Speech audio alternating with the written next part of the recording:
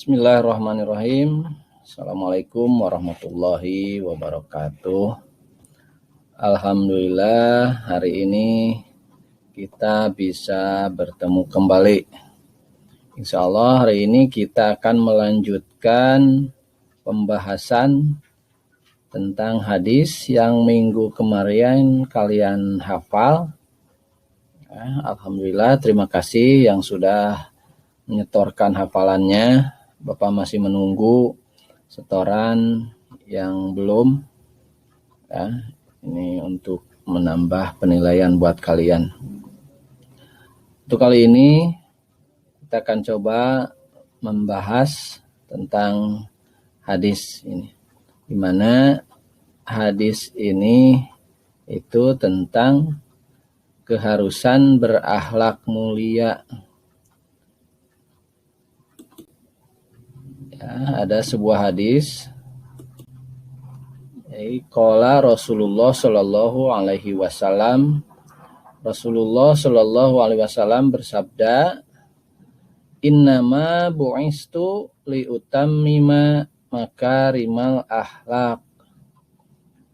Kata Rasulullah, kata Nabi Muhammad, innama bu'istu, sesungguhnya aku diutus liutammima, untuk menyempurnakan makarimal akhlak, akhlak yang mulia.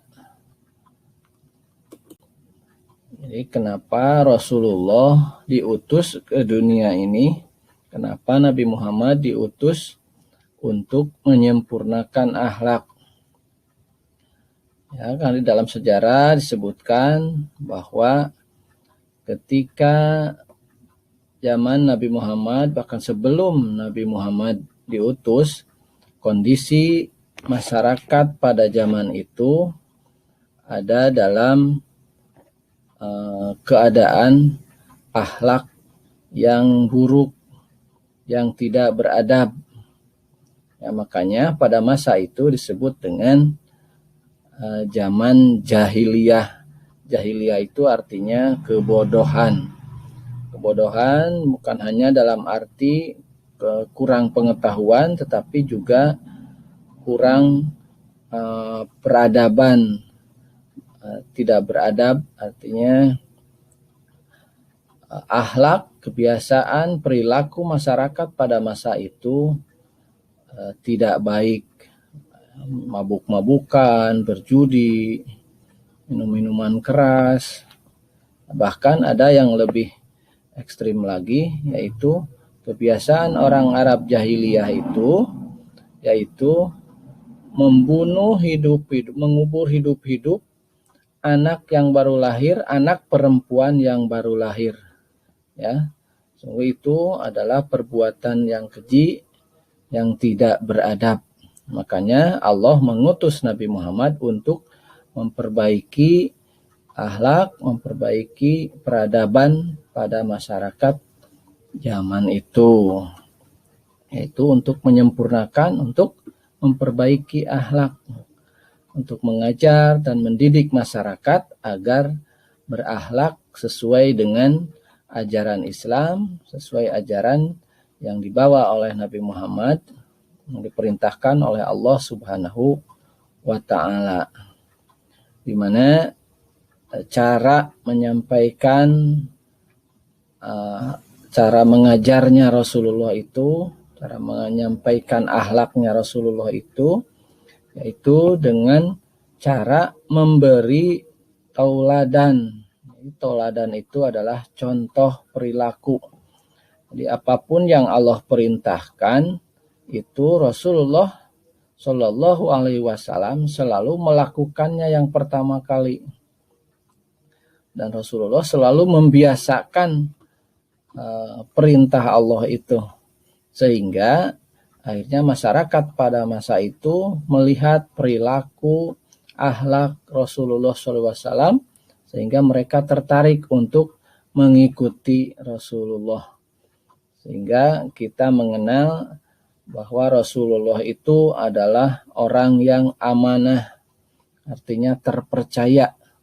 Maka Nabi Muhammad pada masa itu diberi julukan dengan Al-Amin, artinya orang yang terpercaya.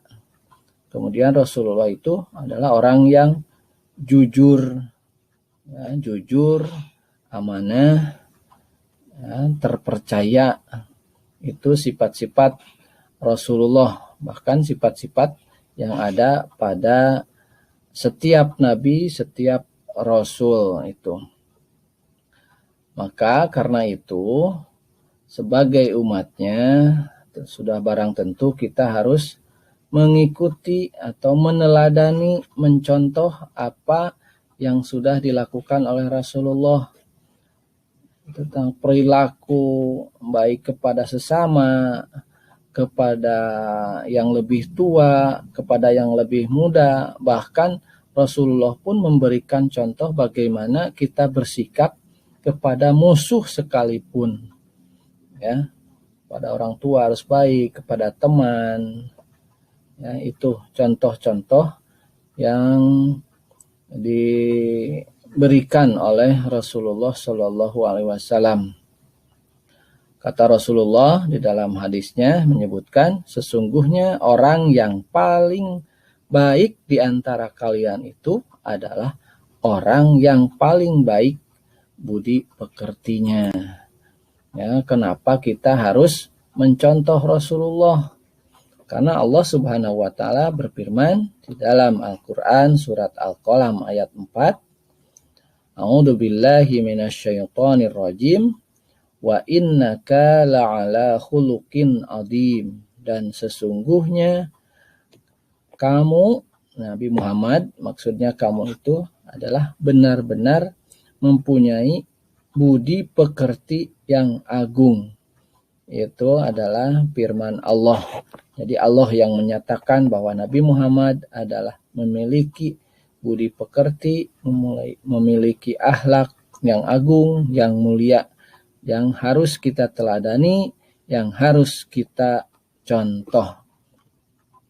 Jadi itu sedikit penjelasan tentang hadis pertama.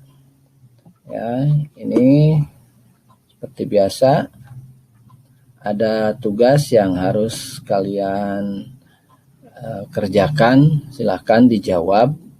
Ya, tadi sudah Bapak jelaskan sedikit. Kalau kalian menyimak, itu kalian semua akan bisa menjawab dari tugas-tugas ini. Ya, itu saja. Kita tutup dengan hamdalah. Alhamdulillahirabbil alamin. Mengingatkan sekali lagi, jangan lupa tugas yang belum masih Bapak tunggu, tugas hafalannya ya. Demikianlah. Assalamualaikum warahmatullahi wabarakatuh.